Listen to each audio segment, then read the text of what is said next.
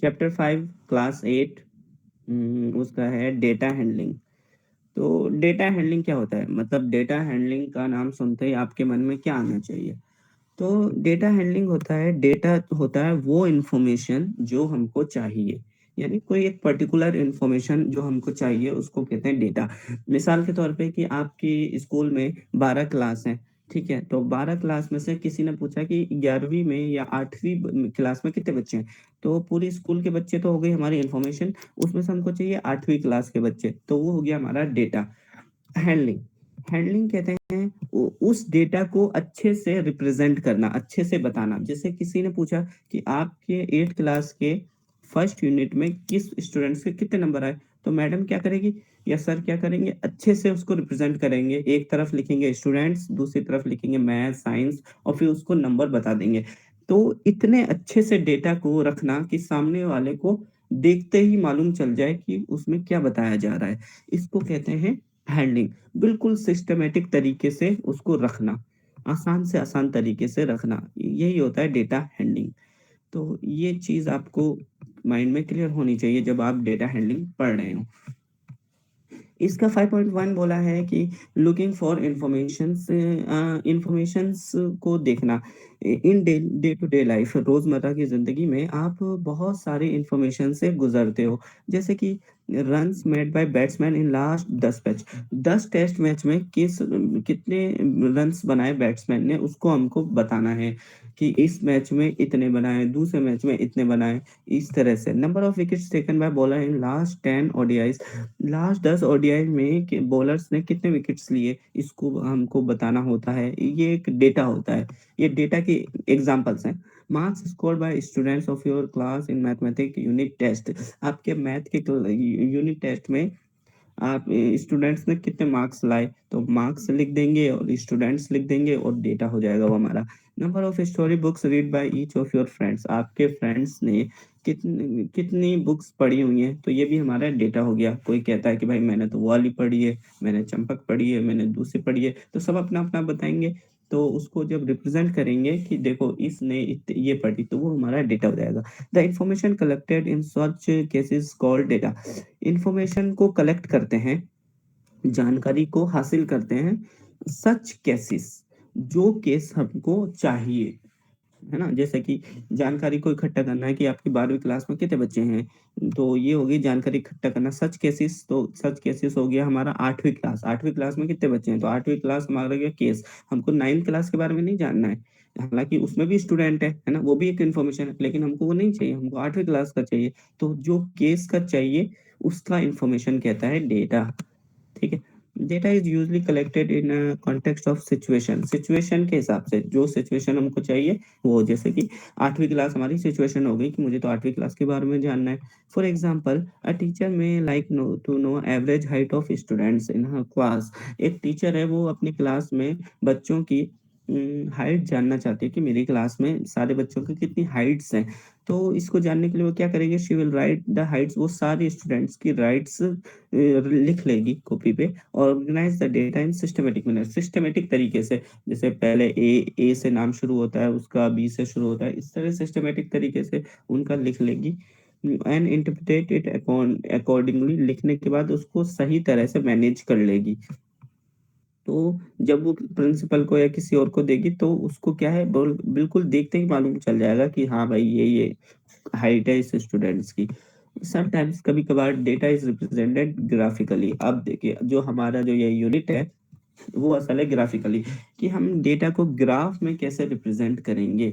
Data क्या हो गया, हमारा जो रिक्वायर्ड नॉलेज है, यानी जो इंफॉर्मेशन हमको चाहिए उसको ग्राफ में रिप्रेजेंट करना होता है। To give a clear idea what is represent, ताकि हमको आइडिया हो जाए कि हम क्या रिप्रेजेंट कर रहे हैं, देखते ही मालूम चल जाए कि हाँ भाई इस चीज की बात हो रही है। ठीक है? डू यू रिमेम्बर, क्या आप याद कर रहे हैं different type of graphs which we read earlier? क्या आपने पहले क्लास में जो डेटा पढ़ा होगा ग्रुप्स, मुझे तो नहीं लगता याद होगा, आपको याद होगा तो अच्छी बात है। सबसे पहला है पिक्टोग्राफ्स। पिक्टोग्राफ पिक पिक से ही आप जान जाओगे, पिक मतलब होता है पिक्चर, या फिर देखो सिंबल्स। तो सिंबल्स के जरिए हम डेटा को रिप्रेजेंट करते हैं। डेटा को। जैसे कि इसने बताया है, ये जुलाई अगस्त सितंबर, एक कंपनी है वो कार बनाती है, ठीक है। तो ये बताया कि जुलाई में उस कंपनी ने कितनी कार बनाई, अगस्त में कितनी कार बनाई, सितंबर में कितनी कार बनाई। तो उसने रिप्रेजेंट कर दिया कार से कि ये एक कार बराबर है 100 के, एक कार बराबर है 100 के। तो उसने कहा कि भाई ये ढाई ढाई है ना, तो ढाई का क्या मतलब हो गया, उसने बस ढाई कार बना दिया, इसका मतलब हो गया 250 कार बना दी उसने। दूसरे में उसने 3 कार बना दी, इसका मतलब हो गया 300 कार। और सितंबर में उस कंपनी कितनी कार बनाई ये आपको बताना है, ठीक है। आप सोचो, आपको सोचना है सितंबर में उसने कितनी कार बनाई, ठीक है। तो इस पर 2 सवाल पूछे गए हैं। How many cars were produced in month of July, July month में कितनी कार बनाई गई। तो आप बताओ इसका आंसर। इसका तो लिखा हुआ है 250। और in which month maximum number of car produced, किस मंथ में सबसे ज्यादा कार बनाई गई। तो हमको उस मंथ का नाम बताना है, तो वो मंथ का नाम है सितंबर, 400 कार है, ठीक है ना। तो इस तरह हम ग्राफ के जरिए दोनों सवाल का जवाब दे देंगे, ठीक है। इस तरह से ग्राफ की मदद से हम कितनी आसानी से दोनों सवाल का जवाब दे सकते हैं। ये आपका पिक्टोग्राफ। दूसरा है बार ग्राफ। बार ग्राफ, बार क्या होता है, बार बार होता है ये होता है आपका बार, डिस्प्ले ऑफ इंफॉर्मेशन, इंफॉर्मेशन को, जानकारी को हम बार के जरिए क्या है उसको शो करवाते हैं। यूनिफॉर्म विद, विद क्या होती है, ये लेंथ और विद हो जाती है। जैसे कि यूनिफॉर्म होनी चाहिए, यानी बराबर। जैसे ये 1 है तो ये 2 होना चाहिए, ये 3 होना चाहिए, है ना, ये 4 होना चाहिए, बराबर होना चाहिए। ऐसा नहीं कि इसको आप एक ले लो, इसको 5 ले लो, इसको 3 ले लो, ऐसा नहीं, बराबर लेना चाहिए, ये बात है। तो इसी को कहते हैं यूनिफॉर्म विद, बार कहते हैं। And their heights being proportional to respective values, जो हाइट्स होगी, ये हाइट्स होगी, ये इसी के प्रोपोर्शनल होगी, प्रोपोर्शनल होगी यानी साथ साथ, प्रोपोर्शनल होती है साथ साथ। जैसे कि 2003-4 में 100 थे, ठीक है, ये हो गया आपका प्रोपोर्शनल। और 2004-5 में हो गया 200, दोनों जानकारी का ताल्लुक है, बराबर है ना, ये हो गया। 2005-6 में 250 थे। इस तरह से ये बात कर रहा है प्रोपोर्शनल, हाइट और ये दोनों प्रोपोर्शनल चलेंगे, साथ साथ चलेंगे, ठीक है। दोनों से मिला के हम एक इंफॉर्मेशन मालूम करते हैं, ठीक है। तो अब बता रहा है ये आपका बार हाइट्स जो है, बार हाइट्स जो है वो आपका क्या देता है, क्वांटिटी देता है। क्वांटिटी क्या होता है, क्वांटिटी होता है नंबर। नंबर जैसे एक क्वालिटी होता है, एक क्वांटिटी होता है। जैसे 5 लड्डू है तो 5 लड्डू, 5 लड्डू क्या हो गया, क्वांटिटी। और लड्डू टेस्टी है, अच्छा है, मीठा है, ये क्या हो गया, क्वालिटी, ठीक है। तो क्वांटिटी क्या करता है, हाइट्स, ये जो हाइट्स है, ये जो हाइट्स है वो क्वांटिटी होता है। ये हमेशा ये जो हाइट्स जो होगी ये क्वांटिटी शो करेगी। तो आपको हमेशा क्वांटिटी कहाँ शो करवानी है, हाइट्स में। और जो केस पूछा है वो केस आप बताएंगे यहाँ नीचे, बार आर इक्वल विद, इक्वल उससे, ठीक है, इक्वल विद के साथ। विद क्या होगी आपकी, ये हो गई 1 2 इक्वल होनी चाहिए, ठीक है, 3 4 इस तरह से। तो ये आपका हो गया, है ना। इस बात को ध्यान रखना है आपको हमेशा कि क्वांटिटी को हाइट में शो करवाते हैं, नंबर्स को, ठीक है। अब सवाल पूछा है व्हाट इज द, 4 सवाल पूछा है वो भी देख लेते हैं जल्दी से। What is the information given by the graph, ये ग्राफ हमको क्या जानकारी दे रहा है। तो यहाँ पर आपकी जानकारी भी लिखी होती है, आप लिख देते हैं number of students in class 8। तो क्लास 8 में कितने बच्चे हैं, और किस साल में, एकेडमिक ईयर्स। तो ये दोनों हो गई आपकी जानकारी। तो इसमें क्या मांगा है कि किस साल में क्लास 8 में कितने बच्चे थे। तो ये बोला 2003-4 में 100 बच्चे थे, 100 बच्चे थे। 2005-4-5 में 200 बच्चे थे। 2005-6 में 250 थे। तो ये जानकारी दे रहा है number of class in students in academic years, ये जानकारी हमको मिल रही है किस साल में कितने बच्चे 8 क्लास में थे। In which year is the increase in the number of student maximum, ये पूछा है कि किस साल नंबर ऑफ स्टूडेंट्स जो है वो सबसे ज्यादा बढ़ गए, सबसे ज्यादा बढ़े। तो इस सेकंड का क्या आंसर होगा, सेकंड का ये देखो 2003-4 में 100 स्टूडेंट्स थे और 2004-5 में 200 हो गए, तो ये डबल बढ़ गया, डबल बढ़ गया ना। तो सबसे ज्यादा 2004-5 में बढ़ा, तो हमारा आंसर होगा 2004-5, ठीक है। क्योंकि 2004-5 2005-6 देखो तो ये था 200 और ये है 250, तो 50 ही बढ़े, ठीक है ना। इसमें भी 50 बढ़े, इसमें भी 50 बढ़े, और यहाँ 100 बढ़ गए। तो ये 2004-5 में सबसे ज़्यादा बच्चे बढ़े, ठीक है? तो ये सेकंड का हो जाएगा आपका। थर्ड है in which year is the maximum students, तो आप बता सकते हैं किस साल सबसे ज़्यादा स्टूडेंट्स थे, वो तो यही दिख रहा है। उसका आंसर हो जाएगा 2007-8। स्टेट वेदर ट्रू और फॉल्स, बताओ कि ये जो है ये बात सही है या गलत है। The number of students during 2005-6 is twice than, double that 2003-4। 2005-6 में 2003-4 में जितने बच्चे थे क्या उसका डबल 2005-6 में थे? तो देख लेते हैं। 2003-4 में हमारे बच्चे थे 2100 और 2005-6 में थे 250। तो 100 का डबल 250 होता है? नहीं होता। 100 का डबल 250 नहीं होता है, तो हम लिख देंगे फॉल्स। तो इसका आंसर आ जाएगा फॉल्स। तो इस तरह से ग्राफ से आंसर देते हैं। तो उम्मीद करता हूँ अभी तो बस एक आइडिया देने के लिए ना, क्वेश्चन सॉल्व तो आगे होगा। तो बस ये आइडिया दे रहा हूँ कि बार ग्राफ से मैं कैसे अ, और हम क्या है इंफॉर्मेशन सवाल इकट्ठा करते हैं। थर्ड और लास्ट है इस एक्सरसाइज का है डबल बार ग्राफ। 5.1 का लास्ट है double bar graph. Double bar graph क्या होता है? इसमें showing two set of data, दो डेटा को हम शो करते हैं। जैसे विराट कोहली और सूर्य कुमार यादव है, तो हम लिखेंगे पहले मैच में विराट कोहली ने 50 मारे, दूसरे और सूर्य कुमार ने 40 मारे, तो हम दोनों को साथ लिख देंगे। तो ये होगा विराट का, ये हो गया सूर्य कुमार का। तो ये क्या हो गया, तुलना करते हैं। Useful comparison of data. Comparison क्या है? तुलना करना। हमने तुलना कर दी दूसरे मैच में, इसने इतने मारे उसने इतने मारे, ये समझाने के लिए बोल रहा हूँ।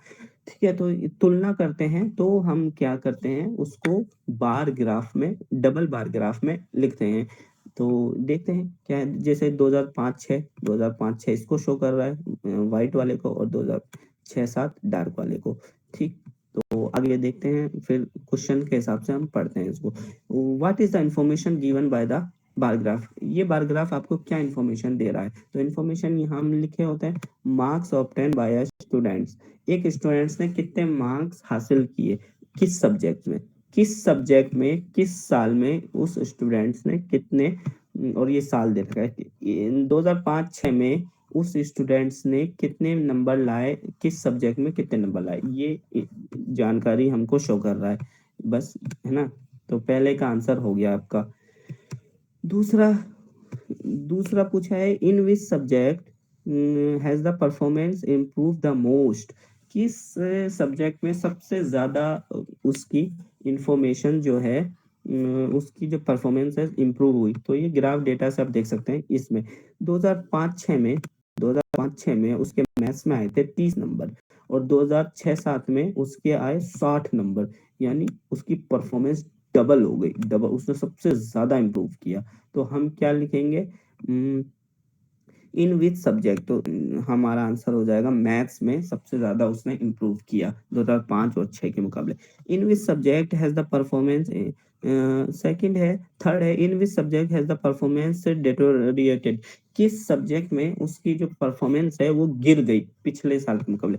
तो 2005-6 ये देखो, इसमें इंग्लिश में 2005-6 में उसके ज्यादा थे, लेकिन 2007 में कम हो गए, उसकी गिर गई, है ना। तो इसका हमारा आंसर होगा इंग्लिश, बस इंग्लिश आंसर होगा। और इसी तरह से हमारा चौथा सवाल है in which subject is the performance at par मतलब होता है बराबर। तो इसका तो जवाब आपको दिख ही गया होगा, हिंदी आंसर है, दोनों साल उसके दोनों बराबर आए। तो डबल बार ग्राफ से हम इस तरह से तुलना करके उसका आंसर निकाल लेते हैं। ठीक है, थिंक, डिस्कस एंड राइट। आपको सोचना है, डिस्कस करना है और लिखना है। If we change the position of any bar of a bar graph, अगर हम किसी बार की पोजीशन को चेंज कर देते हैं बार ग्राफ में, वुड इट, क्या change information being B conveyed, क्या उसकी जो इंफॉर्मेशन वो चेंज होगी? तो ये आपको बताना है। हो जाएगी या नहीं होगी, आप सोचो। ठीक है, तो draw an appropriate graph to represent the given data. ये जो डेटा है इसका आपको क्या है, ग्राफ बनाना है। तो सबसे पहले आपको देखना है कि इसमें हम कौन सा ग्राफ बनेगा। तो आपको अब 3 ग्राफ बनाए हैं, तो पहले वाले को तो छोड़ दो, पिक्टोग्राफ है, पिक्चर बनाने कहाँ बैठोगे आप।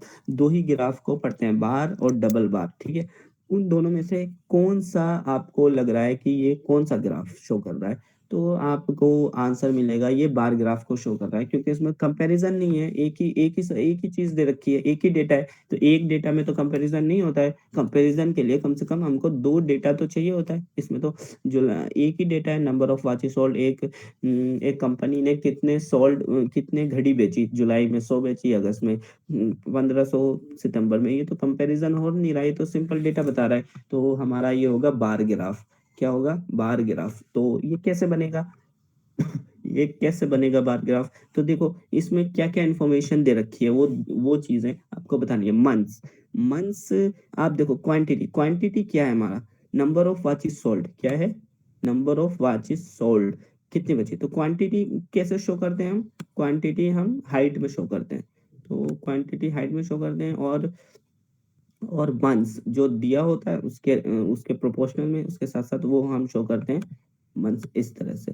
तो ये जो हो जाएगा आपका, इस तरह से हो जाएगा, ठीक है। तो यहाँ जो नंबर वाचिस हो जाएगा और यहाँ आपके मंथ्स हो जाएगा। तो इसका ग्राफ हम देख लेते हैं, ठीक है। आपको आइडिया तो हो गया होगा ये कैसे बन रहा है, ठीक है। तो हम इसका देखते हैं कि कैसे बन रहा है, ठीक है। ये देखो, ये ग्राफ है, हमने बात की। तो नंबर ऑफ, ये देखो नंबर ऑफ वॉचेस सोल्ड ये लिख दिया हमने, और मंथ्स को हमने इसमें शो कर दिया। ये क्वांटिटी हो गया और वो इसके रेस्पेक्टिव हो गया।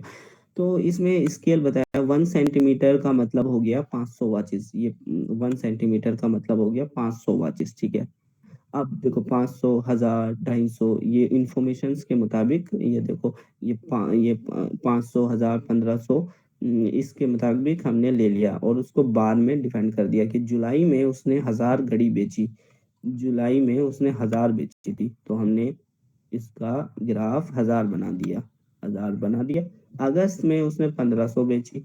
अगस्त में उसने 1500 बेची, तो हमने लिख दिया 1500 इक्वल विद के साथ, ठीक है। और सितंबर में 1500 बेची, अक्टूबर में 2000, नवंबर में 2500, और दिसंबर में 1500। तो बस इसका ग्राफ बनाना था, तो इस तरह से आप बना देंगे। बस आपको ये बात ध्यान रखनी थी कि क्वांटिटी इधर होती है और उसके रेस्पेक्टिव जो भी पूछा होता है वो इधर होता है। और फिर आप बार ग्राफ सिंपल से बनाएं, क्योंकि इसमें कंपैरिजन नहीं था, तो इसलिए आप आसानी से इसको बार ग्राफ बना देंगे। सेकंड पूछा है, number children who prefer, children क्या पसंद करते हैं, वॉकिंग, पैदल जाना या साइकिल से जाना। तो यहाँ क्या हो गया, अब इसमें कौन सा ग्राफ बनेगा, सोचो। आपको सोचना है इसमें कौन सा ग्राफ बनेगा, ठीक है ना।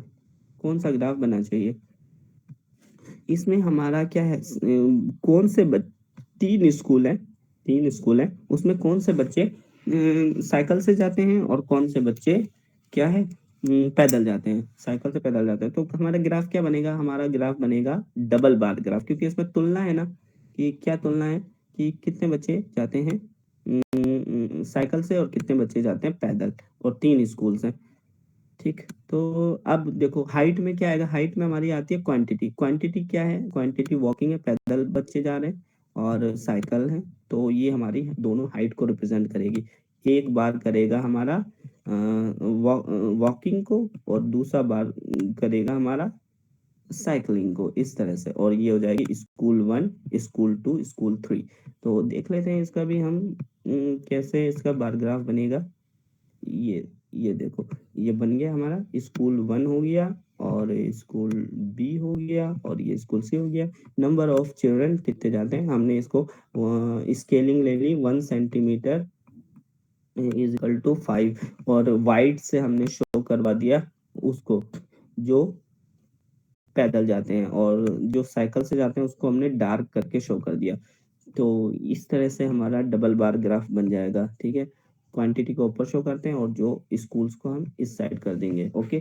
तो ये आपकी दो चीजें हो गई, समझ में आना चाहिए आपको, ठीक है। थर्ड थर्ड थर्ड हो गया, पूछा है कि percentage win by ODIs by 8 top cricket teams, 10 cricket teams ने कितनी जीती हैं।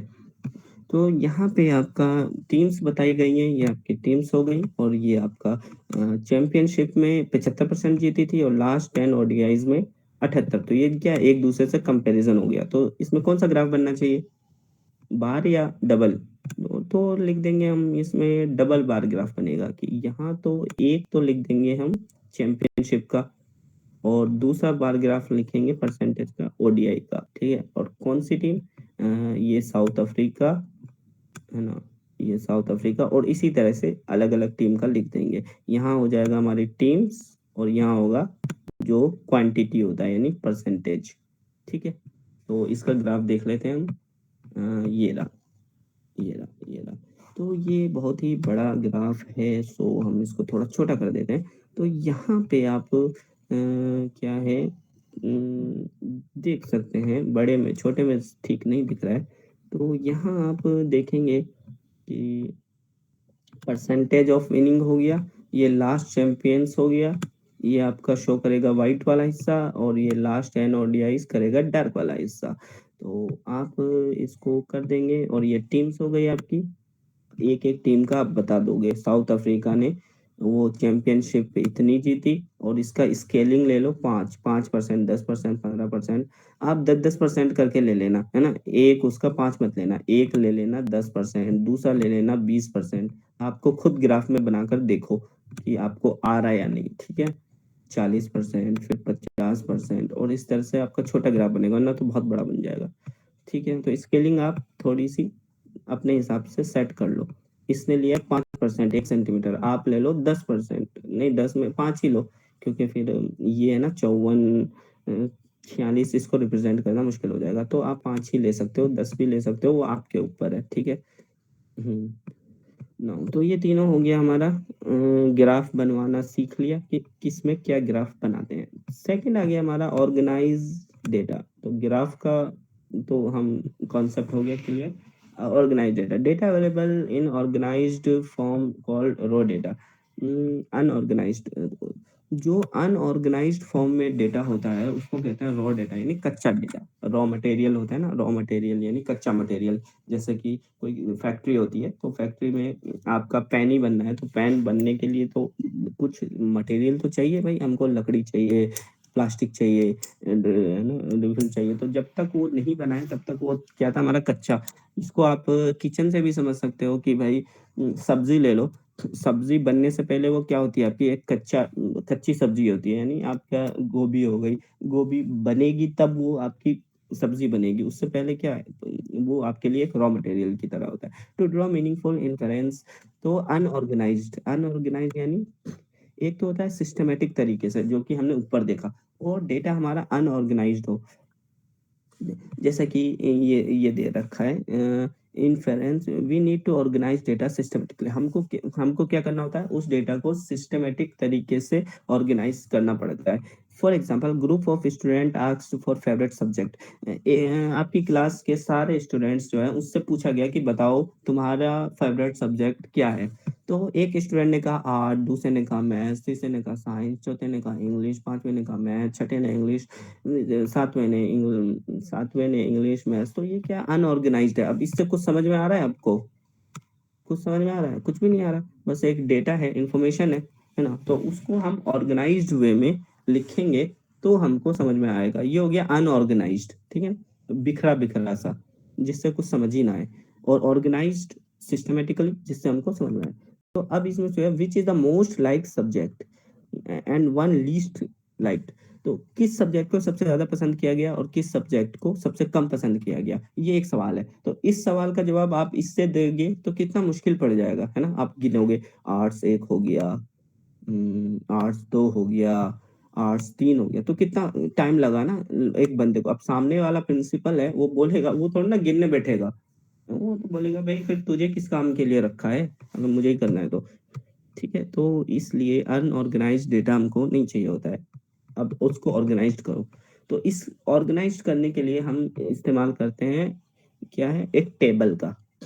वो तो हो गया था ग्राफ, और ये हो गया आपका टेबल। दूसरी चीज हो गई आपकी टेबल। टेबल में जब हम चीजों को रख देते हैं तो हमारे लिए बहुत आसान हो जाता है। It is not easy to answer the question looking at the choice written haphazardly. Haphazardly यानी किसी ने कुछ बोला, किसी ने कुछ बोला, इस तरह से हमको बहुत मुश्किल हो जाता है। वी अरेंज द डेटा इन 5.1। हम क्या उन डेटा को अगर तरीके से अरेंज कर लेंगे ना, तो हमारे लिए आसान होगा। अब देखो, अब ये डेटा को हमने इसी डेटा को, ये जो है, इसी को तरीके से, सिस्टमेटिक तरीके से हमने इसको अरेंज किया। अब देखो, अब समझ में आ रहा है आर्ट्स कितने लोग पसंद करते हैं? 7। मैथ्स कितने पसंद करते हैं? 5। तो अब ठीक समझ में आ रहा है? बिल्कुल आता है, आना ही चाहिए, क्योंकि अब तो इतना आसान हो गया है। तो हमने क्या किया, हमने टोटल उसको ये लिख दिया, यूनिक सब्जेक्ट कितने, यूनिक सब्जेक्ट यानी कम से कम एक बार जो लाइक किए गए हों। ठीक है, जैसे कि ऊपर देखो, ऊपर देखो, ये आर्ट्स, मैथ, साइंस, इंग्लिश, उसमें से यूनिक कितने? आर्ट्स यूनिक है, यूनिक यानी कोई एक बार होना चाहिए, है ना। मैथ, हिंदी नहीं है तो हिंदी यूनिक नहीं होगा।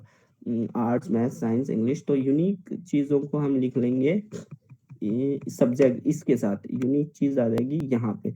और टैली, टैली क्या करती है? जैसे जैसे आप पूछेंगे, भाई पहला स्टूडेंट्स है, उसने कहा हाँ मुझे, जिसमें कहा आप उसमें लगा दोगे ये यस। फिर दूसरे ने कहा मैथ्स, तो मैथ्स के आगे टिक लगा दोगे। तीसरे ने कहा आर्ट्स, आर्ट्स के आगे। तो ये हम टैली कर रहे हैं, गिन रहे हैं। और फिर लास्ट में हम लिख देते हैं नंबर ऑफ स्टूडेंट्स। इसी टैली को हम अपनी मैथ्स की फॉर्म में लिख देते हैं। तो इस तरह से हो जाता है। सब्जेक्ट यानी यूनिक चीज, और टैली गिनती, और फिर उसका, उसी टैली को सही से लिख देते हैं। The total number tallies before each subject give the number of student who like that the particular subject. और इसको कहते हैं frequency, frequency of the subject. This is not frequency of the subject. Frequency क्या होती है? जैसे कि frequency होती है, जैसे कि आपका हो गया, एक टायर है, वो 1 मिनट में 20 बार घूम रहा है, तो उसकी फ्रीक्वेंसी क्या हो गई? 20 हो गई। तो इसको कहते हैं फ्रीक्वेंसी, फ्रीक्वेंसी समझने के लिए। ठीक है, तो आर्ट्स की फ्रीक्वेंसी कितनी है? आर्ट्स की फ्रीक्वेंसी 7, यानी टोटल में से 7 बच्चे आर्ट्स को पसंद कर रहे हैं। टोटल बच्चे, टोटल कितने होंगे? टोटल देख लो, टोटल कर लो, इसको जोड़ लो। 7 5 12, 6 18, 18 4 22, 22 में से 7। तो आर्ट्स की फ्रीक्वेंसी हो गई 22 में से 7। मैथ्स की हो गई 22 में से 5 फ्रीक्वेंसी। तो ये इसको कहते हैं फ्रीक्वेंसी टेबल। ठीक है, तो इस, ताकि हमको आसानी हो जाए। Frequency 5.1 give the frequency of student who like English.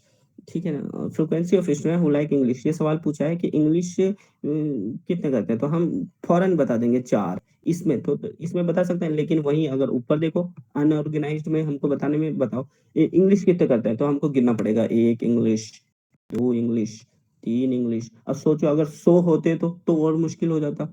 तो इस तरह से हमारा ऑन और अनऑर्गेनाइज्ड और ऑर्गेनाइज्ड फॉर्म समझ में आ गया होगा आपका। ये कह रहा है ट्राई दिस, इसको ट्राई करो आप। ठीक है, करते हैं। A group of students were act asked to animals which as per pet the result of the given below. तो इसमें पूछा, एक स्टूडेंट के ग्रुप से पूछा कि आप किस पालतू जानवर को पसंद करोगे। तो एक बच्चे ने कहा, जैसे आप ही की क्लास से पूछ लिया। ठीक है, तो सबसे पहले बताया, किसी ने कहा मुझे कुत्ता पसंद है, किसी ने कहा मुझे बिल्ली पालना पसंद है, किसी ने कहा मुझे बिल्ली, चौथे ने कहा फिश, पांचवे ने कहा कैट। तो ये क्या हो गया? ये हमारा डेटा तो है, लेकिन अनऑर्गेनाइज्ड फॉर्म में। इसको ऑर्गेनाइज्ड फॉर्म में कैसे करेंगे? आप आइडिया लगाओ। सबसे पहले हम यूनिक चीज लेंगे, यूनिक, ये हाइट में यूनिक टेबल बनाते हैं। यूनिक क्या है हमारा? एनिमल, पेट एनिमल, यूनिक हो गया पेट एनिमल। इसको लिख देंगे पेट एनिमल। उसमें यूनिक क्या है? एक बार डॉग है, डी है, और एक कैट है, कम से कम कैट है, और फिश है, फिश इसी तरह से, और रैबिट है। 4 यूनिक है हमारे, है ना, 4 यूनिक है। अब इसको हम टैली कर लेंगे। ठीक है, यूनिक कर लिया हमने, कम से कम एक बार है। अब टैली, पहले ने कहा डॉग, तो डॉग के आगे एक लगा दो। दूसरे ने कहा कैट, कैट के आगे एक लगा दो। तीसरे ने कहा कैट, कैट के आगे एक और लगा दो। चौथे ने कहा कैट, कैट के आगे ऐसे, और फिर ये 4 तक होता है, और पांचवा हम ऐसा कर देते हैं। ठीक है, ये 5 हो गया, फिर छठे ने, इस तरह से हम टैली करते हैं। तो हम इसका देख लेते हैं टैली। आपको आ गया होगा, अब तो कोई दिक्कत नहीं होगी टैली में। मैं तो समझता हूँ नहीं होनी चाहिए। ठीक है, ये हो गया, देखो 5 यूनिक थे, 5 यूनिक थे। डॉग था, कैट था, फिश था, रैबिट था, और काऊ था।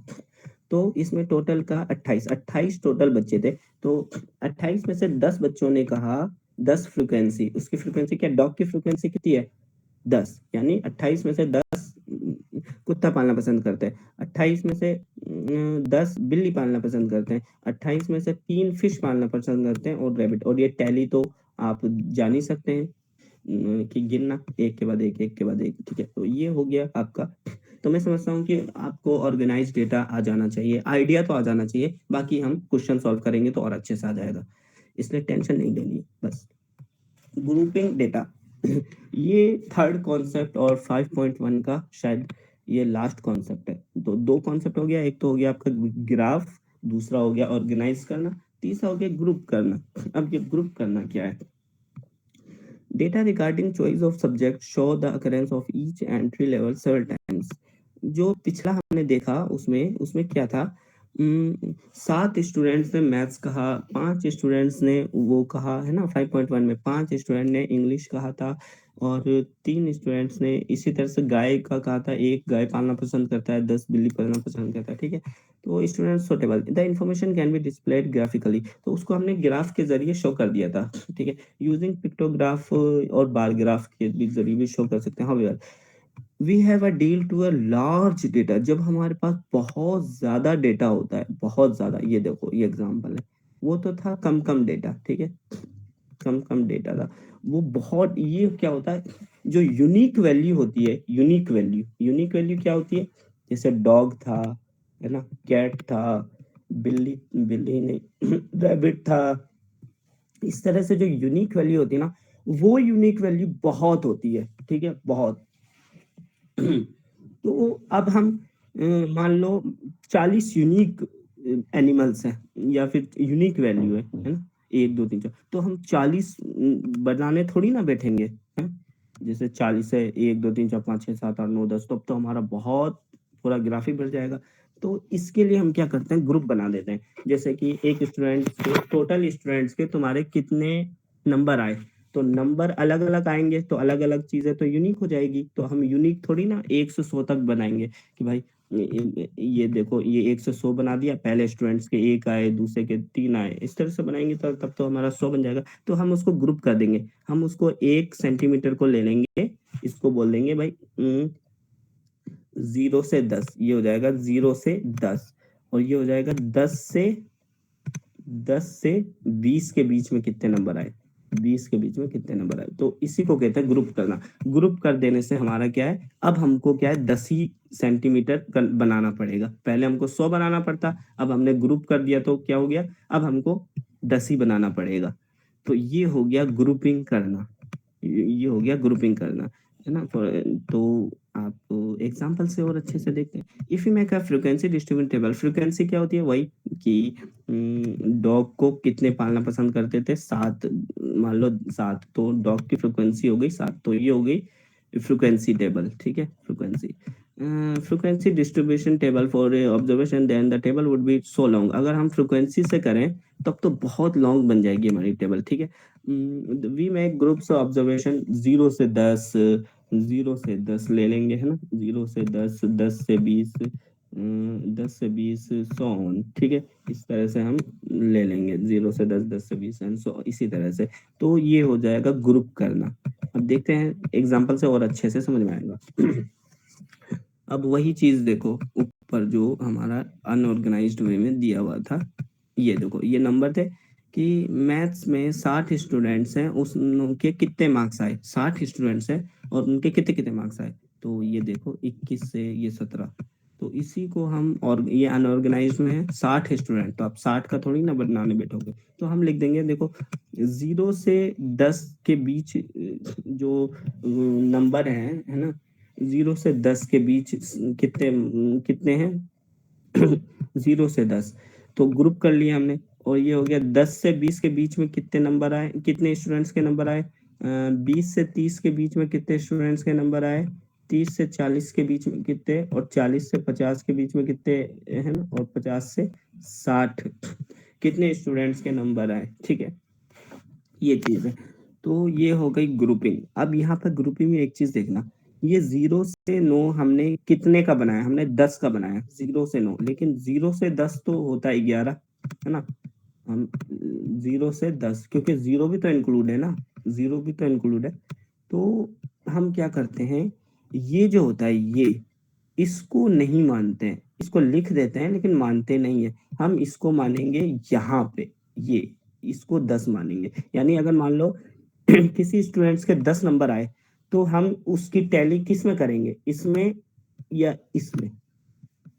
तो ये बता रहा है ये कि हम उसकी टैली करेंगे ऊपर वाली में नहीं करेंगे। हालांकि हमने लिख दिया है ऊपर, लेकिन हमको 10 ही में बंटवारा करना है ना, तो 0 से 10 तो हमारा हो गया 9 तक में, और 10वां तो हमने बस शो करने के लिए किया, तो 10 हम लिखेंगे इसमें।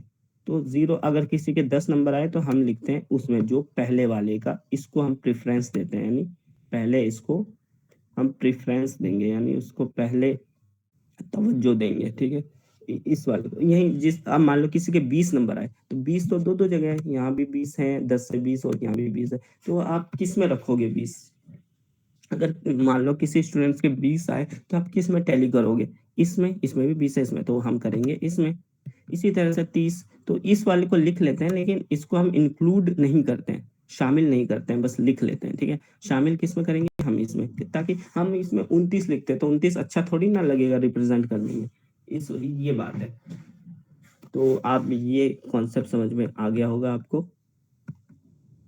Data represent in this number is said to be group, and distribution often is called group frequency. इसको क्या कहेंगे? Group frequency table. Group frequency क्या होगी? ये ग्रुप हो गया, 0 से 10 के बीच कितने नंबर आए, और फ्रिक्वेंसी हो गया 2, तो ये हो गया ग्रुप फ्रिक्वेंसी टेबल, ठीक है।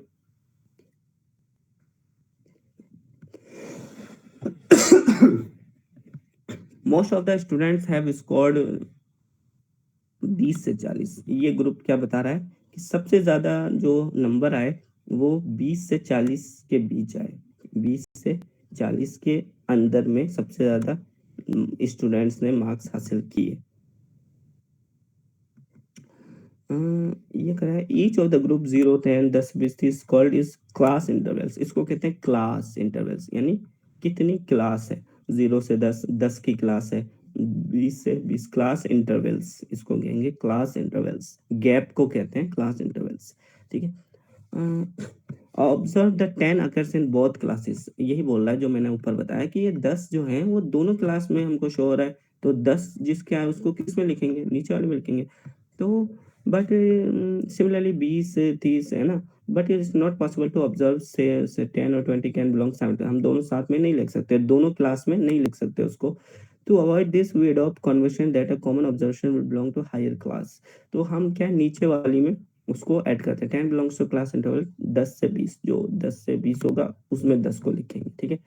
तो यही बता रहा है, ये हो गया that is called lower class limit और अपर क्लास लिमिट। ये लोअर क्लास लिमिट क्या हो गई आपकी? 10 is called lower class limit. तो लोअर क्लास लिमिट क्या हो गई?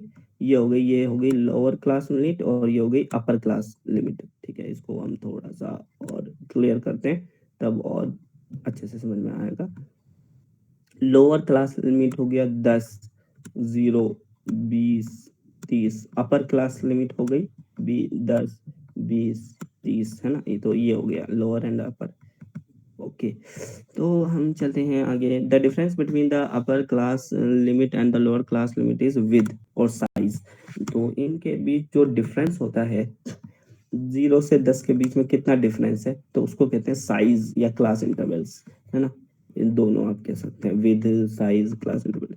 ट्राई दिस, ये कहा है कि study of the following, the frequency distribution table and answer of the following questions. इसको आप स्टडी करो और उसका आंसर दो। फ्रीक्वेंसी डिस्ट्रीब्यूशन, फ्रीक्वेंसी क्या हो गई? फ्रीक्वेंसी ये हो गई आपकी फ्रीक्वेंसी, और डिस्ट्रीब्यूशन टेबल।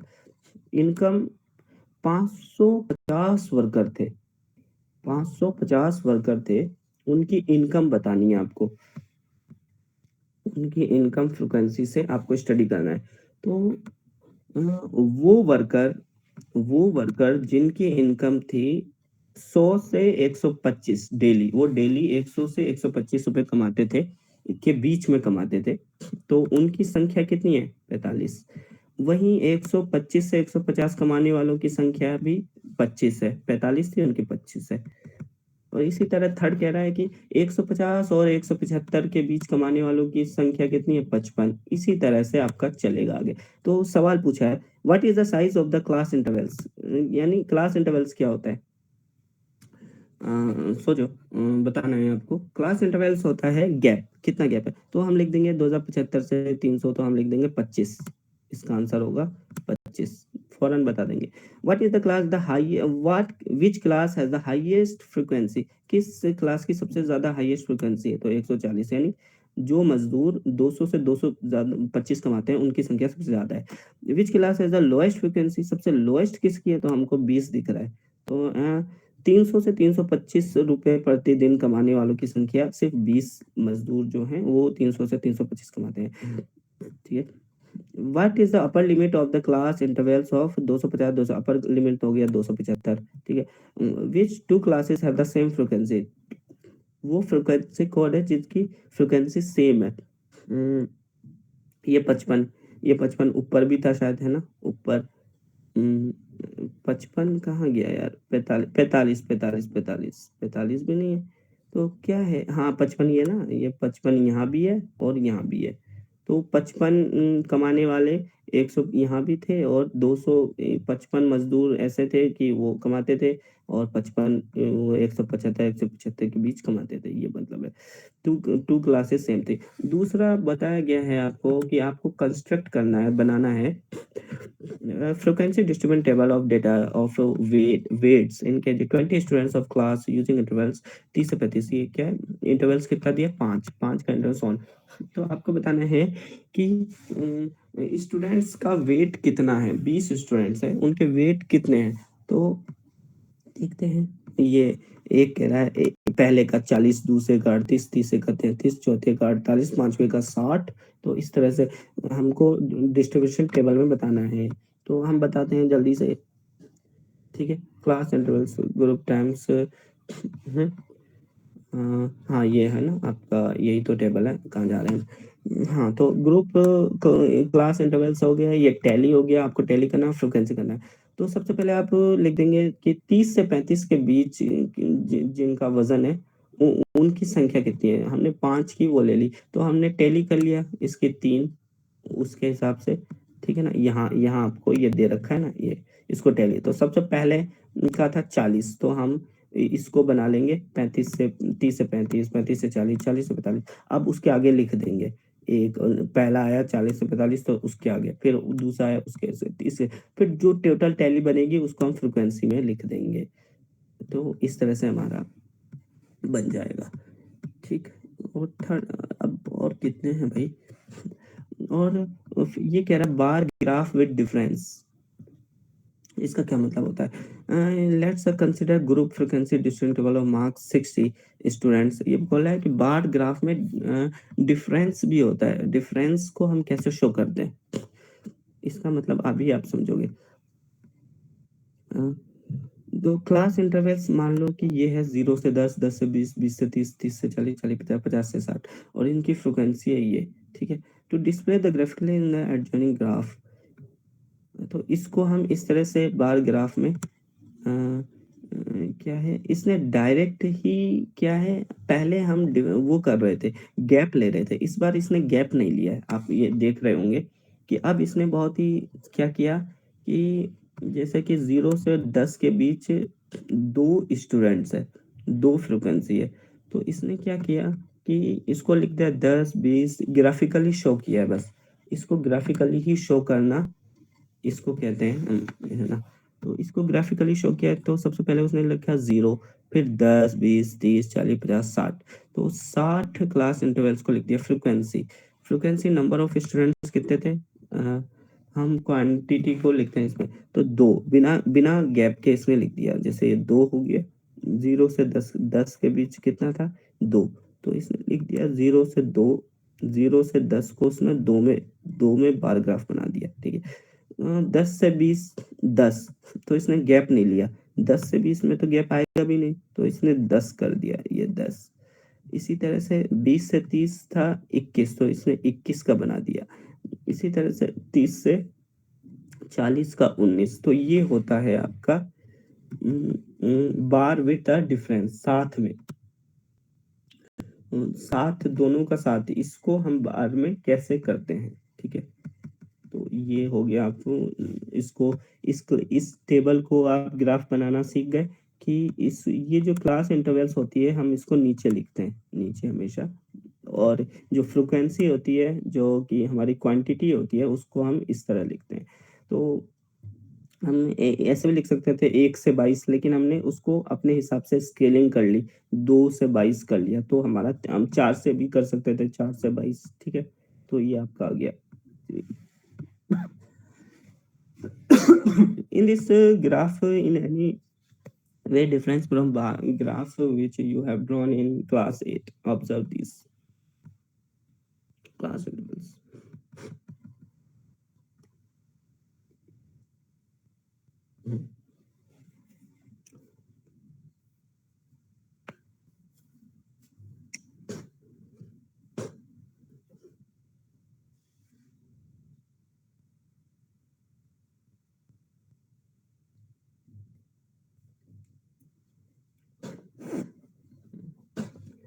Now दूसरा बोला है also there is no gap between the bars and there is no gap between the intervals। इसमें क्या होता है,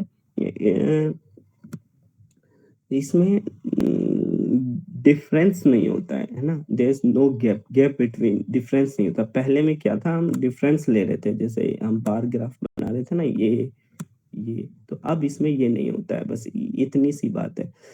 this graph manner is called histogram, इसको कहते हैं हिस्टोग्राम। इस वर्ड को आपको याद रखना है, एग्जाम में यही आता है, एग्जाम में आपका हिस्टोग्राम ही आता है। तो हिस्टोग्राम क्या लिख देंगे, जिसमें आपका क्या है, क्लास गैप नहीं होता, no gap between bars and no gap between the class intervals. जो क्लास इंटरवल्स होती है और उसमें कोई डिफरेंस नहीं होता है, बार्स और क्लास इंटरवल्स में डिफरेंस नहीं होता है, ठीक है।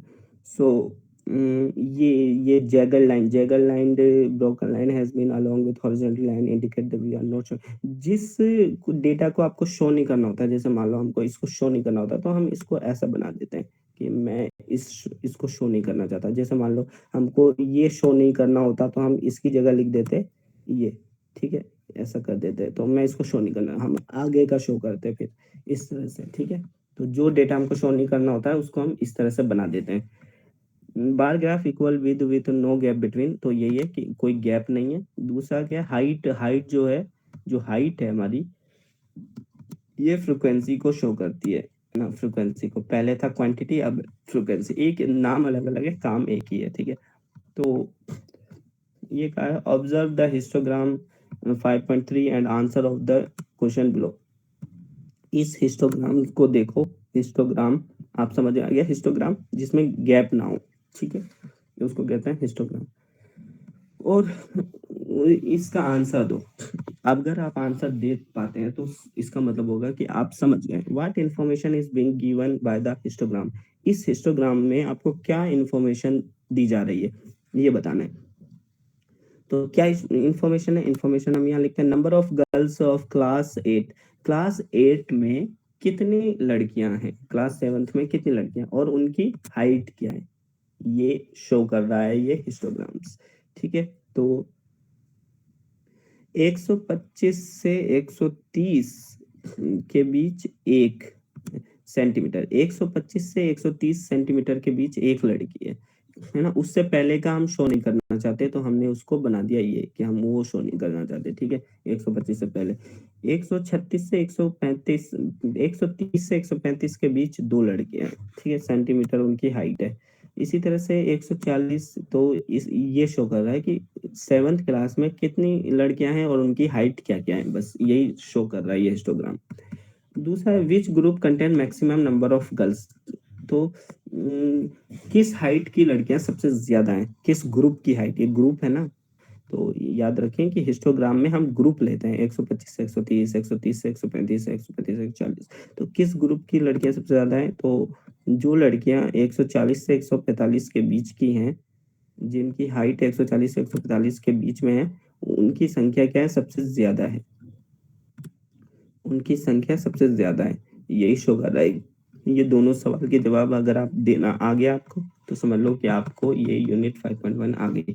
थर्ड क्वेश्चन है, how many girls have height of 1 centimetre and more, यानी कम से कम 145 हो या उससे ज्यादा हो, उसकी संख्या कितनी है। ये देखो 145 या ज्यादा, तो ये देखो 4 2 6 7 लड़कियां ऐसी होगी कि उनकी हाइट जो है 145 होगी या उससे ज्यादा होगी। ठीक है।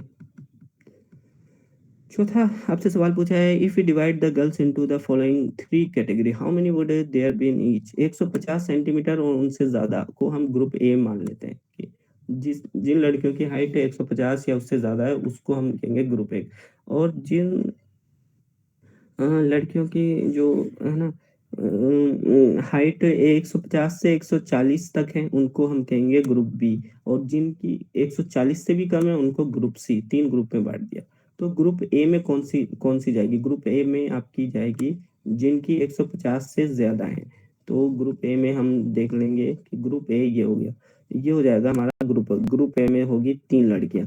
ग्रुप बी में होगी 7 4 11। और ग्रुप सी जिनकी 140 से कम है वो होगी 3 2 6 7 7 लड़कियां। तो इन 3 ग्रुप में हम बांट देंगे। ठीक है, यही है। तो नाउ ये हाँ आपकी एक्सरसाइज हो गई। अब आते हैं हम एक्सरसाइज 5.1 पे। एक्सरसाइज 5.1 क्या कहता है? For which of this would use histogram to show data. इसमें जो एक्सरसाइज का आप रूल समझ रहे हैं। एक्सरसाइज का रूल होता है कि जो पूछा जाए और जितना पूछा जाए सिर्फ वही बताते हैं। ठीक है, ये चीज आपको ध्यान में रखनी होगी। ऐसा नहीं कि आपको पूछा है कुछ और आप बनाने लग जाए पूरा डेटा। ऐसा नहीं होता है, जितना पूछा जाए उतना ही बताते हैं। तो इसमें क्या पूछा? For which of these would you use histograms. इन इनमें से किसके लिए आप हिस्टोग्राम बनाओगे? ए पूछा है the number of letter of different area in postman bags. एक पोस्टमैन है ना, उसके बैग्स में बहुत सारे चिट्ठियां हैं। तो क्या आप इसके लिए हिस्टोग्राम बनाओगे? या फिर देखते हैं इसका आंसर सॉल्यूशन 1। तो हम देखते हैं इसका क्या आंसर होगा। ठीक है, द इसका आंसर है, ठीक है, ये आप देखो फर्स्ट का, the number of areas can not be represent in class. तो एरिया को हम क्लास में रिप्रेजेंट नहीं कर सकते। जैसे कि एक हो गया आपका एरिया हो गया आपका, एक शहर है उसका अलग अलग एरिया हो गया। एक हो गया जैसे मैं जयपुर का लूँ तो खातीपुरा हो गया, झोटवाड़ा हो गया, तेरा मेन सिटी हो गया, और जल महल हो गया। तो हम इसको क्लास इंटरवल्स में नहीं लिख सकते ना। लिख सकते हैं क्या? जैसे ये हो गया क्लास इंटरवल्स, है ना, इसमें हम क्लास इंटरवल लिख सकते हैं झोटवाड़ा, और इसको लिखेंगे तो ये क्लास इंटरवल थोड़ी ना बनी। तो इसको हम हिस्टोग्राम में नहीं लिख सकते भाई, इरेज होना। ठीक है, तो ये बात आपको समझ में आई कि इसको हम क्यों नहीं लिख सकते। दूसरा पूछा है the height of competitors and an athletics meet. कि एथलेटिक्स में जो भी कंपटीशन में भाग लिया है क्या हम उसकी हाइट्स को हिस्टोग्राम बना सकते हैं? तो height of competitor can be divide into intervals. हाँ, तो हाइट को हम इंटरवल्स में डिवाइड कर सकते हैं। तो उसको हम हिस्टोग्राम में शो कर सकते हैं। जैसे हाइट हो गई 150 से 160 सेंटीमीटर के बीच, 160 से 170 के बीच, 170 से 180 के बीच, 180 से 190 के बीच, और 150 से 60 के बीच 10 है। लेट्स मान लो एग्जांपल के तौर पे 12 है, 5 है। ये बनाना नहीं होगा आपको, क्योंकि मैंने अभी कहा, ये तो मैंने समझाने के लिए बताया कि अ, बस यस और नो में आंसर देना है आपको कि, तो आप लिखेंगे यस और उसकी वजह बता देंगे कि हाइट को हम क्लास इंटरवल्स में बना सकते हैं। जैसे 150 से 160 के बीच, है ना। थर्ड पूछा है the number of castle produce by 5 companies. 5 कंपनियों द्वारा कैसेट्स को बनाया जाता है। क्या आप इसको हिस्टोग्राम में लिख सकते हैं? तो companies can not be divide into intervals. कंपनियों को हम इंटरवल में नहीं लिख सकते। जैसे ये हो गई आपकी, ये हो गई आपकी बजाज हो गई, है ना। और ये, और संख्या तो आप क्वांटिटी ऊपर लिखते हैं। और ये बजाज हो गई, ये कौन सी हो गई, ये हो गई आपकी सोनी हो गई, ये एप्पल हो गया। क्या इसको आप क्लास इंटरवल में बना सकते हो? नहीं। तो इसका जवाब होगा नहीं, नो। इसका आंसर होगा नो। ठीक है, तो ये थर्ड का आ गया नो। फोर्थ सवाल क्या पूछा है? हाइट ऑफ कॉम्पिटिटर्स, ये फोर्थ, ये तो भाई सॉल्यूशन है भाई। हाँ, फोर्थ सवाल पूछा है the number of passenger boarding train 7 AM to 7 PM at the station. तो कितने स्टूडेंट पैसेंजर है जो कि 7 AM से 7 PM स्टेशन पे खड़े होते हैं, ठीक है। तो इसको हम बना सकते हैं, the time of boarding the train can be divide into intervals. इसको इंटरवल्स में डिवाइड किया जा सकता है, ठीक है। जैसे कि टाइम इन आवर्स, एक का है 7 से 10, है ना, और 10 से 1, 1 से 4 और 4 से 7। तो इसको लिख सकते हैं कि भाई कितने पैसेंजर है जो 7 से 10 के बीच में चढ़ते हैं, उसकी संख्या है 1500, और दूसरे की है 2000, तीसरे की है 1000 और 800। तो इस तरह से आप क्या है उसको बना दोगे। तो इसका जो फर्स्ट सवाल था आपका, ये जो ABCD, अब आप इसका जवाब दो। Number of letters of different areas in postman bag, क्या जो नंबर ऑफ लेटर्स हैं वो पोस्टमैन, क्या हम इस हिस्टोग्राम में इसको शो कर सकते हैं, यस और नो? तो इसका आंसर होगा no. The height of competitors in athletic meets, क्या हम प्रतियोगिता में भाग लेने वालों की हाइट को हिस्टोग्राम में शो कर सकते हैं, इसका होगा yes. The number of cassette produce by 5 कंपनियों ने कैसेट जो प्रोड्यूस की, क्या हम उसको हिस्टोग्राम में लिख सकते हैं, इसका आंसर होगा no. The number of passenger boarding train 7 AM से 7 PM, क्या जो पैसेंजर जो 7 से 7 के बीच चढ़ते हैं, क्या हम उनको लिख सकते हैं, इसका होगा यस, आंसर होगा यस, ठीक है। जिसको हम क्लास इंटरवल में बांट सकते हैं उसका हम हिस्टोग्राम बना सकते हैं। Second, the shoppers who come to the department store and marked as men M and women and boys girl. The following list is given shopper who came the first. Make a frequency distance table using telemarks. Draw a bar graph to illustrate it. आपको दो चीजें करनी है। एक तो frequency table बनानी है और फिर उस टेबल का बार ग्राफ बनाना है, ठीक है। बस दो ही चीज करनी है और ये आपके पास अनऑर्गेनाइज्ड डेटा है, ठीक है। तो इसमें पूछा क्या है, the shoppers who come to the department. एक डिपार्टमेंट में कितने शॉपर्स आए, कितने दुकानदार आए। डिपार्टमेंट हो गया बड़ा सा स्टोर हो गया, जैसे कि रिलायंस हो गया, है ना, और आप क्या हो गया, डीमार्ट हो गया। इस तरह से बड़े शॉपिंग मॉल में अब छोटे शॉपर्स खरीदने जाते हैं। तो जो आदमी आया, है ना, उसको डिपार्टमेंट के उसने वॉचमैन को कहा कि भाई तुम देखते रहना कितने आए।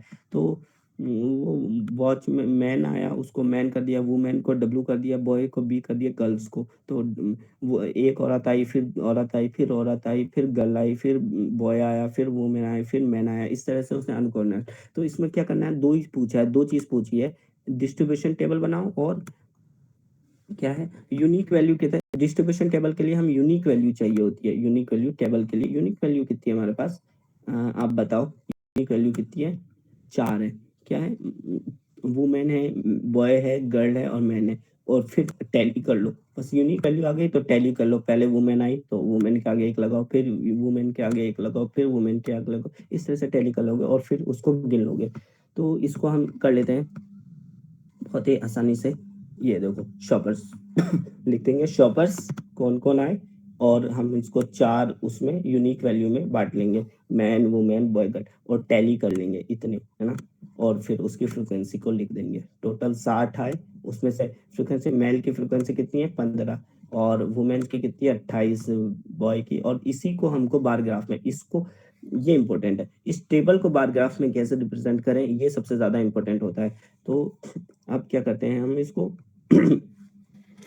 तो ये जो फ्रिक्वेंसी है, फ्रिक्वेंसी और क्वांटिटी, ये हाइट में आती है, क्या हाइट में आती है, हाइट में। और हाइट में क्या होगी, अब हम 1 से 60 तक थोड़ी ना बनाएंगे, तो हम उसका क्लास इंटरवल ले लेंगे, 10, 20, 30, 40 और 50 और 60, ठीक है। इस तरह से 60 फ्रिक्वेंसी, और ये मैन वुमेन, मैन, इस तरह से मैन वुमेन, है ना, ये इस तरह से बॉय गर्ल। तो ये शो कर रहा है, देखो ये 1 स्केल लिख देंगे, 1 सेंटीमीटर को हमने 10 माना है, ठीक है। तो नंबर ऑफ शॉपकीपर्स, कितने शॉपकीपर्स है, 10, 20, 30, 40, 50, 60, और मैन वुमेन कितने हैं, तो ये क्या शो कर रहा है, मैन, तो 15। तो मैन कितने आए 15, वुमेन्स कितनी आई 30 और 28, और बॉय कितने आए बहुत कम आए 5, और गर्ल्स 12 इस तरह से हम शो कर देते हैं।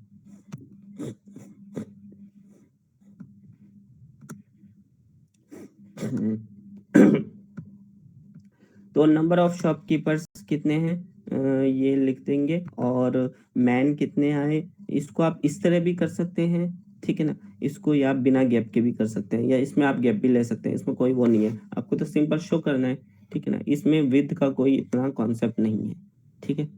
तो ये हो गया।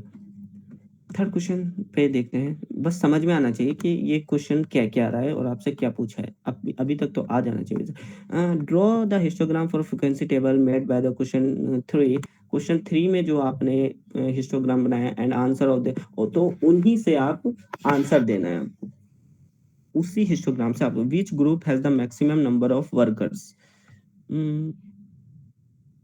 किस ग्रुप में सबसे ज्यादा वर्कर्स हैं।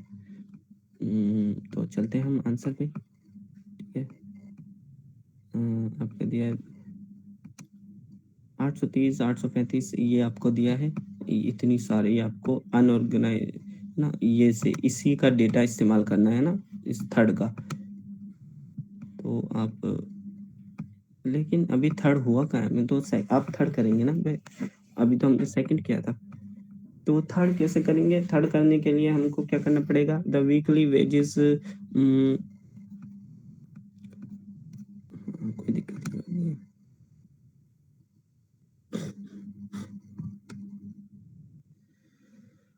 हाँ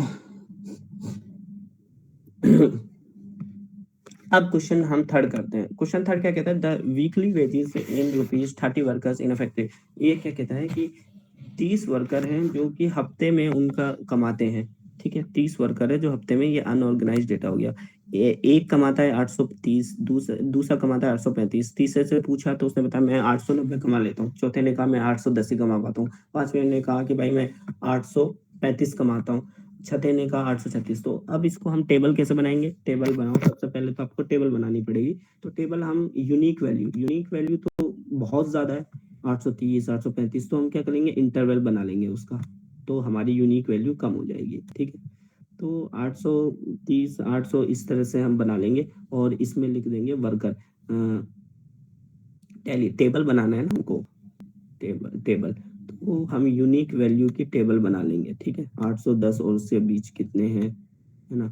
और उसकी फिर टैली कर लेंगे, और फिर उसका क्या कर लेंगे, उसका हम नंबर फ्रिक्वेंसी निकालेंगे, और फिर उसका ग्राफ देखते हैं बाद में, ठीक है। तो ये आपकी हो गई, ये आपका अनऑर्गेनाइज डेटा हो गया। तो हमने उसको क्लास इंटरवल में बांट लिया, 800 से 810, 810 से 820, इसी तरह से सो ऑन। तो क्लास इंटरवल्स आप बना लेंगे 800 से 810, 810 से 820, 820 से 830, इस तरह से 850, और भी बना लेंगे 850, 900 तक। 900 तक क्लास इंटरवल यूनिक वैल्यू बना ली। इंटरवल के लिए हम, टेबल के लिए सबसे पहले हमको यूनिक वैल्यू चाहिए होती है ना। तो यूनिक वैल्यू अगर ज्यादा है, 100 है, तो हम ग्रुप बना लेंगे। अगर 10 होती तो हम ऐसे लिख लेते। अब फिर हम उसको टैली कर लेंगे, 800 से 810 के बीच 3 थे, 2 थे, 1 थे, 9 थे, 5 थे, इस तरह से आप टेबल बना लोगे। तो टेबल बना लोगे, और फ्रीक्वेंसी क्या होगी, फ्रीक्वेंसी, इनकी फ्रीक्वेंसी 3 है, ठीक है। ये आपको आ जाना चाहिए अभी तक। तो यही बताया है कि, तो बस इसमें हम क्या पूछा था, देखो क्वेश्चंस का जो तरीका होता है वो ये होता है कि जो पूछा जाए सिर्फ वही बताना होता है। Usually tally marks make frequency, tally marks use frequency, class intervals, ये एंड सो ऑन। तो हमको सिर्फ इसमें कहा था कि सिर्फ आप क्या है, टेली मार्क्स बनाओ। तो हम टेली मार्क्स बता दिया भाई, जितना पूछा उतना बता दिया बस, और क्या। इसमें हमको आगे नहीं जाना, जबरदस्ती ग्राफ नहीं बना देना। ग्राफ पूछता तो हम ग्राफ बना देते। अब नंबर 4 में ग्राफ पूछेगा, नंबर 4 में हमसे ग्राफ पूछेगा इसी का। तो ये कह रहा है ड्रॉ अ हिस्टोग्राम।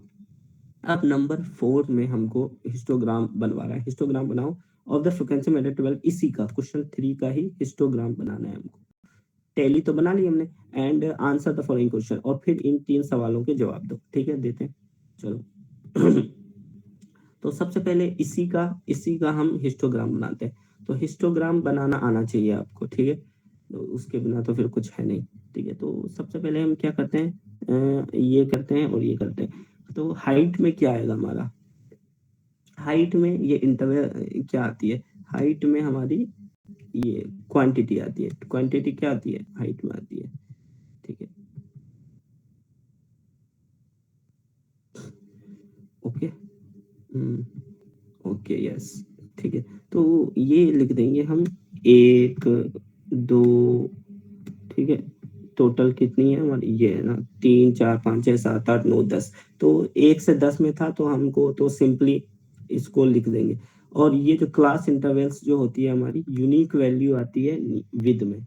ये 2 पॉइंट्स आपको हमेशा याद रखना होगा, ठीक है।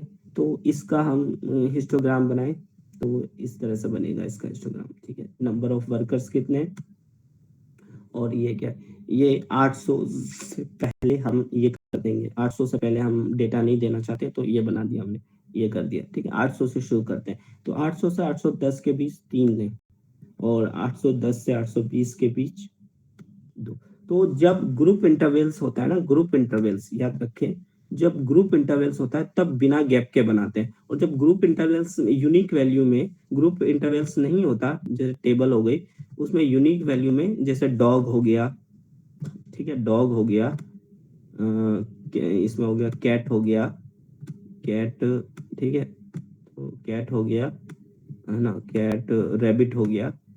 और तो इसकी संख्या कितनी है, कोई 3 पालना पसंद करता है, कोई 5 पालना पसंद करता है, कोई 4 पसंद करता है। तो इसमें क्या है, इसमें ग्रुप नहीं था, यूनिक वैल्यू में एक एक था, सिंगल। तो हमने क्या किया, इस तब करते हैं, तो तब हम उस ग्राफ में अलग अलग शो करते हैं, ये ऐसे ऐसे करते हैं, ठीक है। लेकिन जब ग्रुपिंग हो, जब जब आपकी यूनिक वैल्यू में ग्रुपिंग हो, जैसे कि बहुत ज्यादा यूनिक वैल्यू दे रखी है, जैसे यही क्वेश्चन ले लो, तो 810 820, तो हमने क्या किया था, यूनिक वैल्यू बना ली थी, ग्रुपिंग कर ली थी, यूनिक वैल्यू में ग्रुपिंग कर ली थी, जैसे 810 से 820 तक, ठीक है। तो ये ग्रुप जब होता है, तो हम इसमें गैप नहीं देते हैं, ठीक है। ग्रुप वालों में गैप नहीं देते, और बिना, जब यूनिक वैल्यू में ग्रुप नहीं होता, तब उसको हम गैप को बनाते हैं। ये भी कंफ्यूजन अगर आपके मन में आए कि भाई ये क्या कर रहे हो, कभी तो अलग अलग बना रहे हो, कभी एक साथ बना रहे हो, तो इसका भी मैंने आपको रीजन बता दिया, इसका रीजन क्या है। तो फिर ये बना लिया, अब 2 क्वेश्चन का सवाल जवाब दो। 2 क्वेश्चन क्या पूछा था, 3 question. Which group has the maximum number of workers. जब आपका ग्रुप बन गया, हिस्टोग्राम बन गया, तो आप बना दोगे कि किस ग्रुप में सबसे ज्यादा आता है, तो हम 830 और 840 में सबसे ज्यादा है, ठीक है। ये पहले का आंसर हो गया। दूसरे का है, हाउ मेनी वर्कर्स अर्न 850 या उससे ज्यादा, कितने हैं जो 850 से या 800 ज्यादा कमाते हैं, तो इन सबको प्लस कर लो, इन सबको प्लस कर लो। ये है 5, ये है 1 6, और ये है 3 6 3 9, ये 10 11, और 11 4 15, 15 वर्कर है जो 850 या उससे ज्यादा कमाते हैं, ठीक है। थर्ड हो गया, how many worker earn less than 850, तो इनको 850 से कम कमाते हैं, ये 850 हो गया, 850 से कम कमाते हैं, तो इन सबको ऐड कर लो। ये हो गया 3 2 5 6 6 और 9 15, इसी तरह से 15 और 15 इसको भी ऐड करेंगे ना, हाँ, 15 और 5 20, 20 ऐसे स्टूडेंट्स हैं जो कम कमाते हैं। तो ये आपका चौथा भी आंसर हो गया। और पांचवा और फाइनल क्वेश्चन जो आपका है कि number of hours for which students of a particular class watch television during holiday ना, स्टूडेंट्स छुट्टी में कितने घंटे टीवी देखते हैं। For answer of the following questions, for the how many students did maximum number of students watch TV, how many students watch TV less than 4 hours, तो इसका तो ये आपको दिया हुआ है, ये गिवन है, इसमें आपको बनाना नहीं है, आपको गिवन है कि ये आपका ग्राफ है, इस ग्राफ को देखो कि ये तो हो गया नंबर ऑफ स्टूडेंट्स, और ये हो गया आवर्स जितने मैच देखते हैं। ये 4 स्टूडेंट्स 1 से 2 घंटे के बीच में टीवी देखते हैं, और 8 स्टूडेंट्स जो हैं वो 2 से 3 घंटे के बीच देखते हैं, ठीक है। तो ये हो गया, ये आपका डेटा हो गया। अब सवाल पूछा, how many hours did the maximum number of students TV watch, सबसे ज्यादा कितने आवर्स के बीच मैक्सिमम 32, इसका आंसर 32 और 4 से बीच, 32 स्टूडेंट्स 4 से 5 घंटे के बीच में टीवी देखते हैं। तो पहले का आंसर होगा ये वाला 4 से 5 घंटे 32 स्टूडेंट्स। सेकेंड का हो गया how many students watch TV less than 4 hours, कितने स्टूडेंट्स हैं जो 4 घंटे से कम देखते हैं। तो ये हो गया ना 1 से 4, तो एक ही स्टूडेंट कितने हो गया 4, ये होगी ना ये 4, हाँ 4 आवर हो गया। तो इस 4 से कम कम पूछा है तो इधर वाला, तो 22 8 30 34 ऐसे स्टूडेंट्स हैं जो 4 घंटे से कम देखते हैं। ठीक, ओके, तो ये हो गया। और तीसरा और फाइनल सवाल क्या पूछा आपसे कि how many students spend more than 5 hour TV, कितने स्टूडेंट्स हैं जो 5 घंटे से ज्यादा देखते हैं। तो 8 6 14।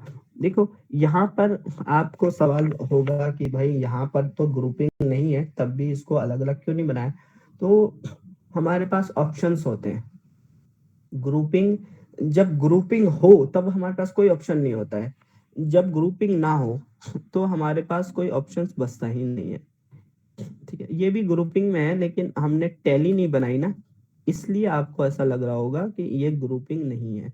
ठीक है, इस तरह से टैली बनाते तो ये भी ग्रुपिंग नजर आता। तो ये आपका 5.1 पूरा हो गया। तो उम्मीद करता हूँ कि आपको सारे कॉन्सेप्ट समझ में आ गए होंगे, और अभी भी कोई बाकी हो तो आप कमेंट्स में पूछ सकते हैं। Thank you.